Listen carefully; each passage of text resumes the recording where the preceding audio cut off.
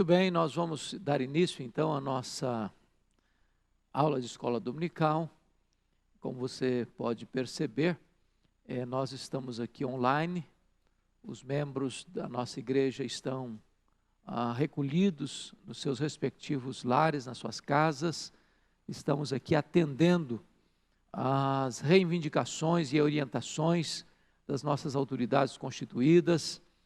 São Paulo, a partir de terça-feira, estará por 15 dias em quarentena, e nós compreendemos que, como igreja, precisamos dar o exemplo, precisamos contribuir para que esta pandemia que tem assolado cerca de 160 nações possa ter um tratamento adequado, a fim de que não venha a colapsar o nosso sistema de saúde. Então, obrigado você que tem compreendido isso e tem tomado as devidas precauções e tem agido com esta sensatez, com essa sabedoria de que é preciso se recolher, é preciso se proteger e é preciso também proteger o seu próximo, o seu semelhante.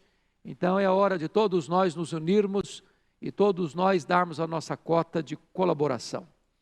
A pastora Arival já compartilhou com você a belíssima passagem de 2 Crônicas, capítulo 20, quando Josafá enfrenta aquela grande batalha de 3 inimigos confederados que tentam atacar de forma avassaladora a cidade de Jerusalém, e como ele buscou a Deus, e como ele encontrou em Deus socorro, livramento, e aquilo que era motivo de medo e pavor, vai concluir com adoração e com louvor e com a retumbante vitória de Deus e do seu povo.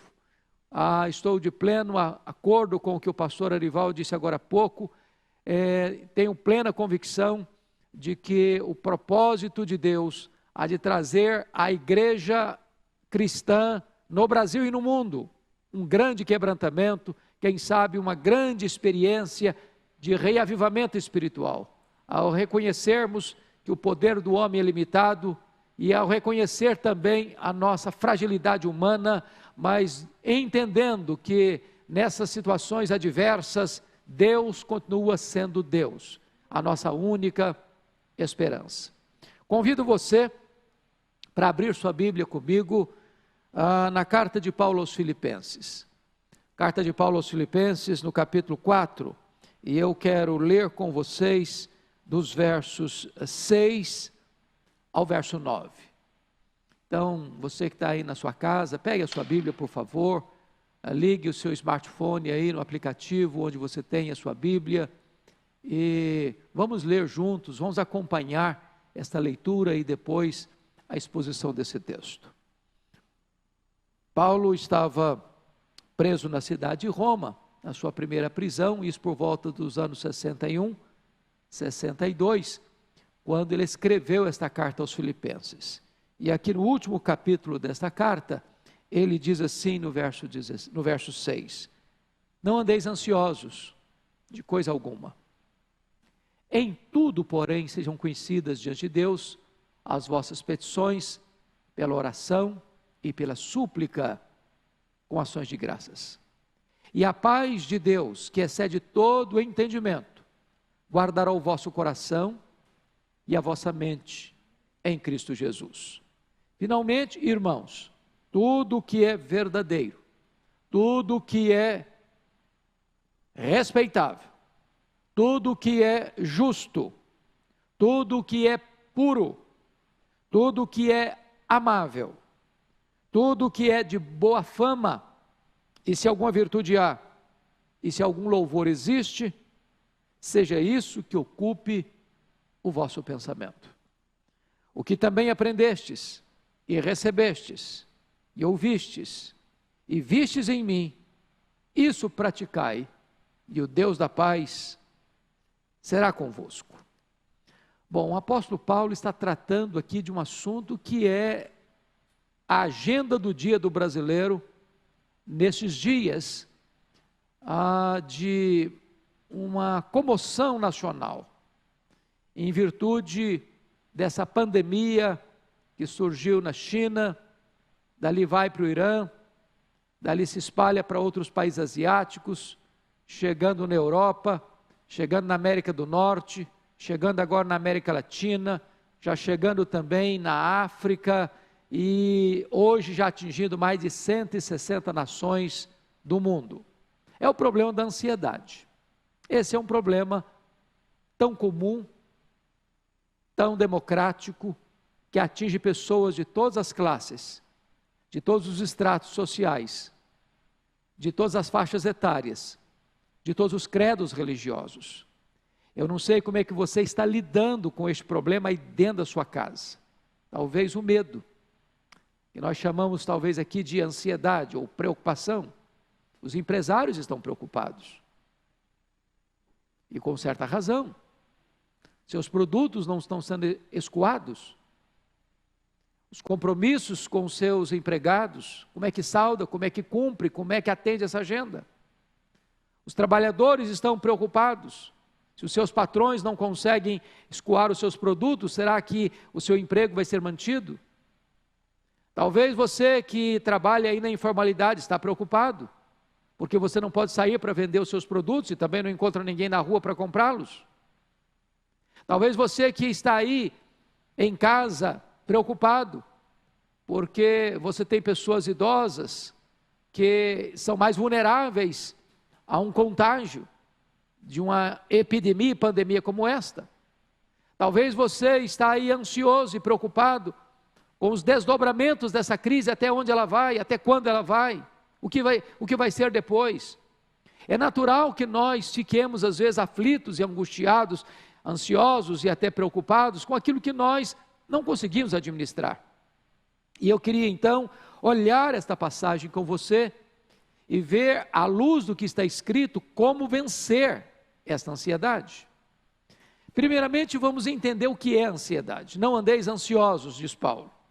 Bom, a palavra ansiedade na língua grega traz a ideia de ser asfixiado, de apertar o pescoço e tirar o oxigênio, de tirar o fôlego e a respiração. É algo que vem de forma tão avassaladora sobre você, que parece que você perde a capacidade de respirar, a capacidade de viver.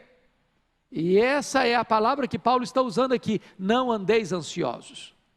Quando você vai para esta carta aos Filipenses, Paulo trata em 4 capítulos nesta carta, sobre os assuntos que podem nos levar à ansiedade. No capítulo 1, ele mostra, ele evidencia que as circunstâncias que nós não administramos podem nos deixar ansiosos. Esse é o problema hoje do Covid-19. Nós temos o presidente da República, nós temos o seu ministro da Saúde, nós temos os outros ministros que têm uma ação coordenada, nós temos os governadores e todo o aparato político e toda a administração do Estado, da República, debruçado sobre esse assunto. Mas nós não temos uma solução definitiva. É algo que foge ao nosso controle, escapa ao nosso domínio, à nossa administração. Nós lidamos com o inimigo invisível. É uma guerra que você não vê a face do inimigo. E estamos então expostos a circunstâncias difíceis. E Paulo vai tratar no capítulo 1 de Filipenses sobre essas circunstâncias difíceis, adversas. Era plano dele, era sonho dele, era desejo dele ir a Roma, mas ir como missionário, ir para pregar, ir para distribuir a mensagem do Evangelho ao povo de Roma, à igreja de Roma. Mas ele chega em Roma preso, ele chega em Roma algemado, ele chega em Roma como ele não planejara chegar. As circunstâncias foram adversas e fugiram e escaparam do controle dele. Porém, ele diz algo maravilhoso no capítulo 1, versículo 12. Ele diz assim: meus irmãos, eu quero que vocês saibam que as coisas que me aconteceram têm antes contribuído para o progresso do Evangelho. O que Paulo está nos mostrando é que quando nós humanos não temos o domínio, não temos o controle, nem temos a solução nas mãos, as coisas não fugiram do controle de Deus. Deus não foi pego de surpresa, Deus não está em apuros, Deus não está lá sentado no trono, ansioso, não sabendo o que fazer. perdendo as rédeas. Não, absolutamente não.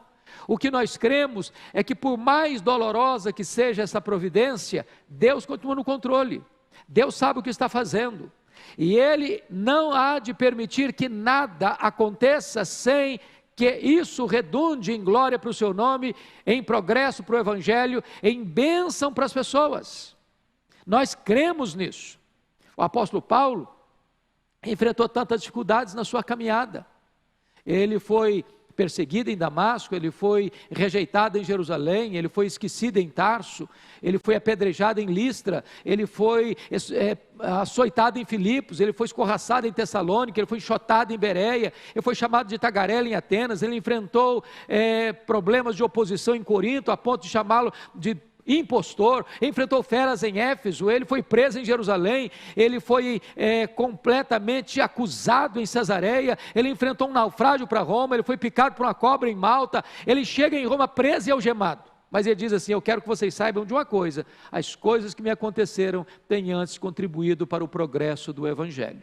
Então entenda isso, meu amado irmão e irmã, Deus está no controle, e não permita que as circunstâncias que nós não administramos roube a sua alegria, tire a sua paz e encha o seu coração de medo e ansiedade. Entenda uma coisa, as circunstâncias estão debaixo do controle das mãos providentes de Deus. Segunda coisa que pode produzir ansiedade no nosso coração, está lá no capítulo 2, são os problemas de relacionamento. E Paulo no capítulo 2, versículo 5, ele diz: tende em vós o mesmo sentimento que houve também em Cristo Jesus.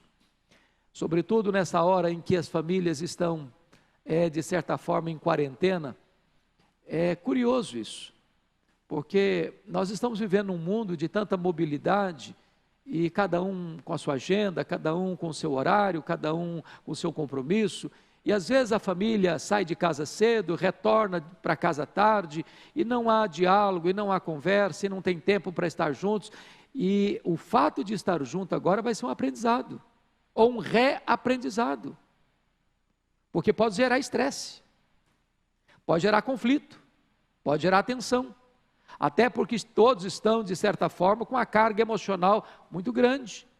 Então é hora de você estar muito atento para que o fato de você estar dentro da sua casa, talvez o dia inteiro, por 15 dias ou até mais, não estresse vocês, não desgaste vocês, não leve vocês a uma tensão, a um conflito, a um enfrentamento desnecessário que vai agravar a ansiedade, o temor, a preocupação, a angústia no seu coração. Quando Paulo escreve sobre isso, é porque na igreja de Filipos havia tensões, havia partidarismo, havia vanglória, havia irmãos que só pensavam nele mesmos, haviam pessoas que não tinham capacidade de olhar para o outro com misericórdia, com doçura, com graça. E nós precisamos aqui distensionar os nossos relacionamentos.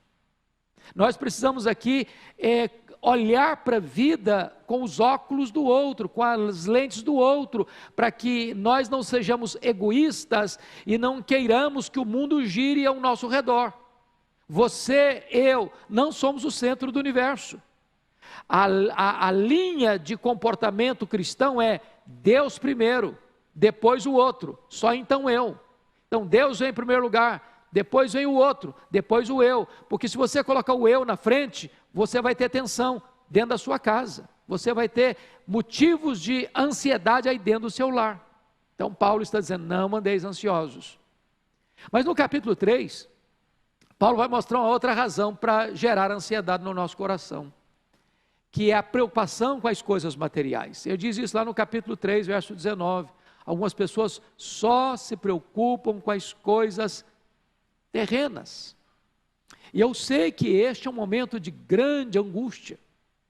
Eu estou com 61 anos, eu não me lembro de uma crise tão aguda, tão abrangente, quanto a que estamos vivendo esses dias, e talvez, eu não conheço nenhum momento da história, pelo menos nos últimos tempos, onde nós tivéssemos que enfrentar uma crise tão ampla, e de todo mundo está sofrendo os esbarros da economia. O crescimento do país vai cair. Os prejuízos vão ser enormes. Isso é uma realidade, é uma constatação. E se nós não tomarmos cuidado, os esbarros financeiros, os embates que o governo, que a economia do nosso país e a economia global, ou das grandes empresas, ou das médias empresas, ou das pequenas empresas, ou de você como cidadão, pode deixar você muito ansioso. Como é que vai ser? O que será? Como é que eu vou administrar isso? Os meus recursos vão desidratar, vão enxugar, e como é que eu vou lidar com isso? Então, preste bem atenção, não permita que coisas materiais, ou a preocupação com as coisas materiais, roube de você a sua paz, a sua alegria, o seu equilíbrio emocional, a sua confiança em Deus. Então, é nessa conjuntura desta carta, que parece estar pintando exatamente o quadro que o Brasil está vivendo, que o mundo está vivendo, é que Paulo vai escrever assim: não andeis ansiosos de coisa alguma. Não é de algumas coisas, não andeis ansiosos de coisa alguma, inclusive o Covid-19, inclusive a pandemia, inclusive a situação de quarentena. Não andeis ansiosos, é a ordem de Deus, isso é um mandamento de Deus. Agora, a pergunta é, ok, mas como é que eu posso fazer para não ficar ansioso? Qual é o tratamento de Deus? Qual é o remédio de Deus? Qual é a receita de Deus para eu lidar com a ansiedade? Então Paulo vai nos mostrar aqui alguns caminhos para nós vencermos a ansiedade. Primeiro, no versículo 6, ele diz que você vence a ansiedade quando você aprende a orar corretamente. Veja você o que ele diz: não andeis ansiosos de coisa alguma, em tudo, porém, sejam conhecidas diante de Deus as vossas petições, pela oração e pela súplica com ações de graça. Então, Paulo está mostrando para nós que você vence a ansiedade quando você aprende a orar corretamente. E o que é orar corretamente? Paulo vai usar 3 palavras muito importantes aqui para definir oração. A palavra oração que ele usa é a mesma palavra no grego para adoração. Então, ele está falando de súplica e petição, e ele está falando também de ações de graças. Então, preste bem atenção nisso. Você adora a Deus por quem Deus é. Você dá graças a Deus pelo que Deus faz. E você suplica a Deus porque Ele é seu Pai. Agora, quando você adora a Deus por quem Deus é muito importante nesse momento de crise mundial, compreender quem é o nosso Deus, quão grande Ele é, quão majestoso Ele é, quão poderoso Ele é, quão digno de confiança Ele é. Porque se a sua visão de Deus for uma visão humanizada, limitada, você não terá uma âncora firme nas tempestades da vida. Quem é o seu Deus? Quando o profeta Isaías estava pensando sobre isso, ele diz: o meu Deus é aquele que mede as águas na concha da sua mão, é aquele que pesa o pó das montanhas em balança de precisão, é aquele que mede os céus a palmos, é aquele que espalha as estrelas no firmamento, e por ser forte em força e grande em poder, quando as chama pelo nome, nenhuma delas vem a faltar. É aquele que olha para as grandes nações da terra, sejam potências econômicas ou militares, e considera todas elas como um pingo que cai num balde, como um pó numa balança de precisão, como um vácuo, como nada, com menos do que nada, pois este é o seu Deus, todo-poderoso, o Criador do universo, aquele que sem matéria pré-existente trouxe à existência este vastíssimo universo, que tem mais de 93 bilhões de anos-luz de diâmetro. Este é o seu Deus. Então você pode adorá-lo. Se Ele criou todas as coisas, se Ele sustenta todas as coisas, entenda uma coisa: Ele está no controle do universo, e Ele tem cuidado de você. Agora, você pode também suplicar a Ele, pedir a Ele. Ele é seu Pai.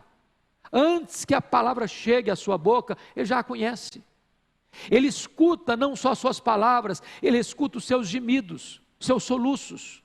aquelas palavras que não chegam a brotar na sua boca, Ele sabe, Ele conhece, Ele vê, Ele ouve, Ele atende, Ele inclina o seu coração para socorrer você na sua angústia. Já foi dito aqui pelo pastor Ival agora há pouco, no culto que tivemos, lembrando-nos o Salmo 50, versículo 15, invoca-me no dia da angústia, eu te livrarei e tu me glorificarás. Então você pode colocar a sua causa nas mãos do seu Deus, as suas lutas, os seus medos, as suas angústias, as suas preocupações, a sua vida, o seu trabalho, a sua família, a sua parentela, a sua nação, a sua igreja, o mundo, enfim. Ele é poderoso para suprir as nossas necessidades. Mas notem mais que Paulo está dizendo que nós vencemos a ansiedade quando nós também damos graças a Deus. Às vezes, numa hora de crise, a gente se torna pessimista demais, negativo demais. Às vezes a gente reclama demais, murmura demais, lamenta demais. Só olha a vida com óculos escuros, só vê nevoeiro denso, não enxerga mais nada pela frente. E eu quero dizer uma coisa, nesse momento nós precisamos de olhar para essa crise e ver algumas coisas boas acontecendo. Primeiro, mostrando para nós que o braço da carne é insuficiente para socorrer a nossa vida na hora do aperto.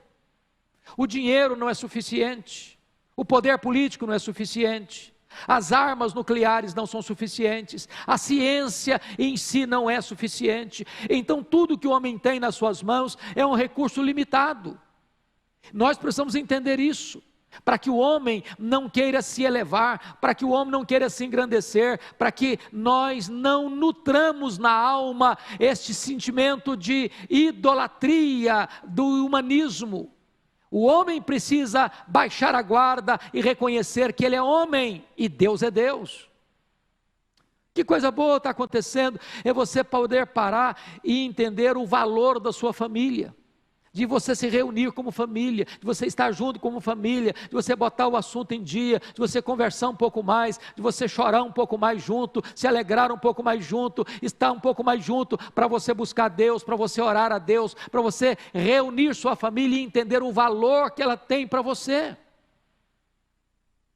E nós não temos dúvidas de que esta também é uma hora que nós vamos valorizar tanto a reunião da igreja, do culto público. Quantas vezes a igreja é reunida, portas abertas, e você, por descuido, por preguiça ou por falta de zelo espiritual, fica na sua casa, quando você devia estar frequentando as reuniões públicas da sua igreja. Agora você começa a entender como ela é importante, você gostaria de vir e não pode. Você já imaginou isso? Quantos países no mundo hoje, por outras razões, por ideologias políticas ateístas ou materialistas ou de ditaduras, as pessoas não podem ir abertamente a uma igreja para adorar a Deus, e você tem essa liberdade no Brasil? É hora de nós refletirmos e darmos graças a Deus por esta compreensão que uma crise dessa acende a luz na nossa mente e no nosso coração. Então, o primeiro remédio que Paulo está nos dando para nós vencermos a ansiedade é: aprenda a orar corretamente, adore a Deus, peça a Deus e dê graças a Deus. Segundo remédio que Paulo oferece para nós, está aqui, confira comigo, no versículo 8. Ele diz assim: finalmente, irmãos, tudo que é verdadeiro, tudo que é respeitável, tudo que é justo, tudo que é puro, tudo que é amável, tudo que é de boa fama, se alguma virtude há, se algum louvor existe, seja isso que ocupe o vosso pensamento. Então, primeiro remédio é orar corretamente. Segundo remédio é pensar corretamente. Nessa batalha, o campo da mente é o campo decisivo. Se nós perdermos esse fronte da batalha, do nosso pensamento, nós perderemos a guerra. Muito cuidado com o que você está colocando na sua mente. Muito cuidado com aquilo que você está ouvindo, porque às vezes as pessoas também estão em casa só ouvindo notícias, e ela está empanturrando o seu coração de tanta informação, de tanto medo, de tanta angústia, que ela está em casa, mas muito apavorada. Para um pouquinho. Até porque tem muitas notícias torcidas, tem muito fake news, tem muitas notícias que estão aí apenas para perturbar a sua alma, para afligir o seu coração, para maximizar o problema, para minimizar a esperança e trazer para você mais pânico e desespero. Então, alimente a sua mente com a verdade. Alimente a sua mente com o que é justo. Alimente a sua mente com o que é puro. Alimente a sua mente com aquilo que é louvável. Alimente a sua mente com aquilo que é de boa fama. Se alguma virtude há, se algum louvor existe, seja isso que ocupe o vosso pensamento. Feche as janelas da sua mente para aquilo que é negativo. Abre as janelas da sua mente para a verdade de Deus, para as promessas de Deus. Quem sabe é hora de você resgatar aí o estudo da Bíblia. Leia um pouco mais a sua Bíblia. Medite um pouco mais na palavra de Deus. Alimente mais a sua mente com as promessas de Deus. Nutra a sua mente com a verdade que pode trazer esperança para você. Não se renda ao sensacionalismo que tantas vezes vem para gerar medo e pânico na sua alma. É hora de você agora pôr guarda na sua mente, é hora de você colocar sentinela ao redor do seu coração, é hora de você substituir o medo, a ansiedade, pela paz de Deus que excede todo entendimento e colocar na sua mente, na sua cabeça, coisas boas. Coisas boas. Eu não estou dizendo para você fazer como avestruz, fazer de conta que não tem problema, que o coronavírus não é ameaça e que não tem nada a ver, que não tem perigo, que não tem ameaça. Não, nós não estamos aqui minimizando o problema, nós não estamos aqui negando o problema, nós estamos dizendo a você que Deus está no controle, ainda que as autoridades humanas não estejam, Deus está no controle e é hora de você agora entender o que é viver pela fé. É na crise, é na tempestade que você conhece aqueles que são verdadeiramente cristãos, que põem em Deus a sua confiança, e aqueles que são apenas nominais. Então, alimente a sua mente com a verdade de Deus.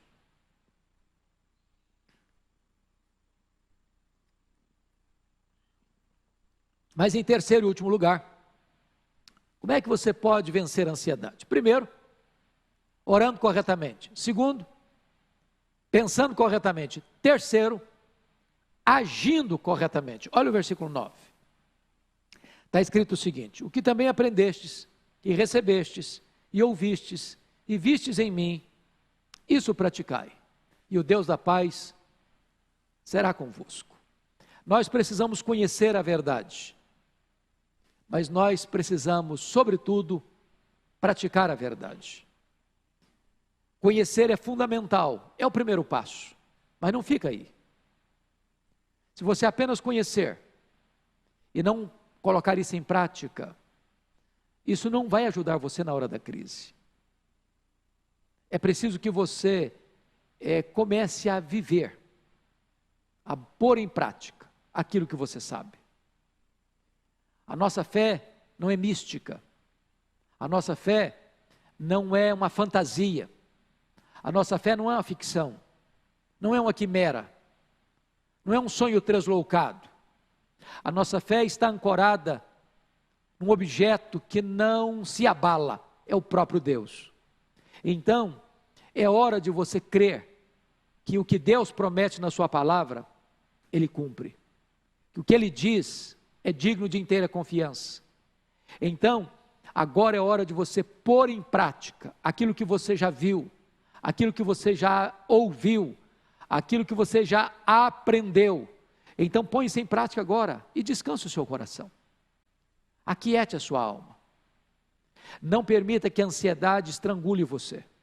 A ansiedade é inútil, ela é prejudicial, ela é um sintoma de incredulidade. É hora de você ter uma fé simples, como uma criança, que confia sem duvidar. É hora de você descansar nos braços do Pai. É hora de você aquietar a sua alma nos braços do Deus eterno. Porque quando você não tem mais forças para caminhar, Ele carrega você no colo. Se você enxergar algumas marcas na areia, não são dos seus pés, são do seu Redentor que caminha com você e carregando você nos seus braços eternos. Que Deus abençoe o seu coração. E Paulo vai concluir esse assunto remetendo-nos ao versículo 7. Quando você lida com a ansiedade da maneira correta, orando corretamente, pensando corretamente, agindo corretamente, em vez da ansiedade, você experimenta a paz de Deus, que vem guardar sua mente e seu coração em Cristo Jesus. A palavra guardará aqui é montar guarda, é montar sentinela. Deus vem e monta uma sentinela ao redor da sua cabeça. Deus vem e monta uma sentinela ao redor do seu coração.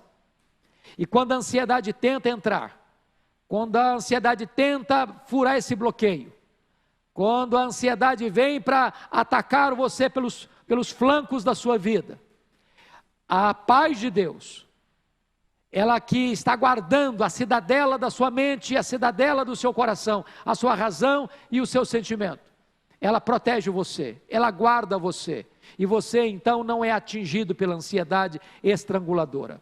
O que Paulo está dizendo para você e para mim é que você pode, em vez de ansiedade, experimentar a paz de Deus.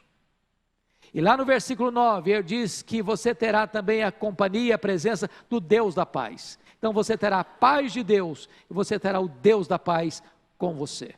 Nesses dias de tanta aflição na nação brasileira e no mundo, eu quero encorajar então você a não ficar ansioso. Ao contrário, eu quero encorajar você a desfrutar de forma maiúscula, superlativa e plena a paz de Deus e caminhar com o Deus da paz. O Deus da paz estará com você e com Ele vem a sua paz, que vai inundar o seu coração, vai inundar a sua mente e você passará por essa crise vitoriosamente para a glória de Deus. Deus abençoe profundamente a sua vida, Deus abençoe profundamente o seu coração. A Igreja Presbiteriana de Pinheiros está aqui em oração por você.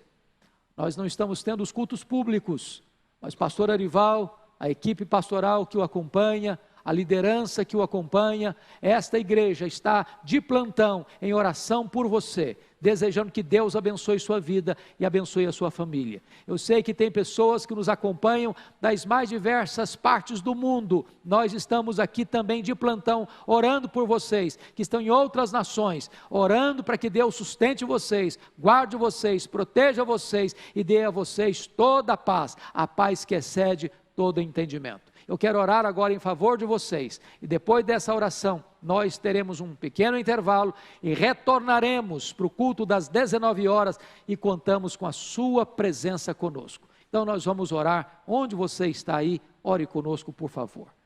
Deus amado, nós te adoramos, porque Tu és o único Deus vivo e verdadeiro, não há outro refúgio, não há outra esperança, Tu és a nossa paz, e Tu és o Deus da paz.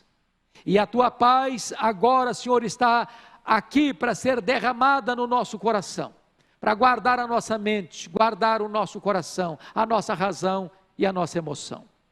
Deus, nós oramos para que Tu acalmes o coração das pessoas que estão nos assistindo, dando a elas serenidade, dando a elas descanso, confiança, sabendo que Tu és o Deus Todo-Poderoso que está no controle e no domínio do universo e dos detalhes da nossa vida. Entregamos nas Tuas mãos, Deus, a Tua igreja espalhada pelo mundo. Guarda o Teu povo, proteja o Teu povo, reaviva a Tua igreja, Deus. Sopra sobre nós o Teu sopro e traz sobre nós um grande alento espiritual. Nós oramos, meu Deus, pelas autoridades que dominam e governam a nossa nação e as outras nações. Dê a elas sabedoria, dê a elas prudência, dê a elas, ó Deus, uma visão clara das interferências que precisam ter nas mais diversas frentes da administração pública, para que esta crise possa ser minorada e o nosso povo e os outros povos possam passar por ela sem os esbarros maiores, das dores maiores, mas com a confiança de que Tu és o Deus vivo e todo-poderoso, que vai nos socorrer, vai nos sustentar e vai nos dar vitória na saída dessa crise. Muito obrigado, Deus, por esta hora preciosa, quando podemos abrir a Tua palavra e nela meditar. Louvado seja o Teu nome, abençoa o Teu povo e dá-nos a Tua graça, a Tua paz, a Tua alegria, o Teu sustento, em nome de Jesus e para a glória de Jesus. Amém. Deus abençoe sua vida. Pequeno intervalo, 19 horas, estaremos de volta aqui nesse lugar. Deus abençoe você e até lá.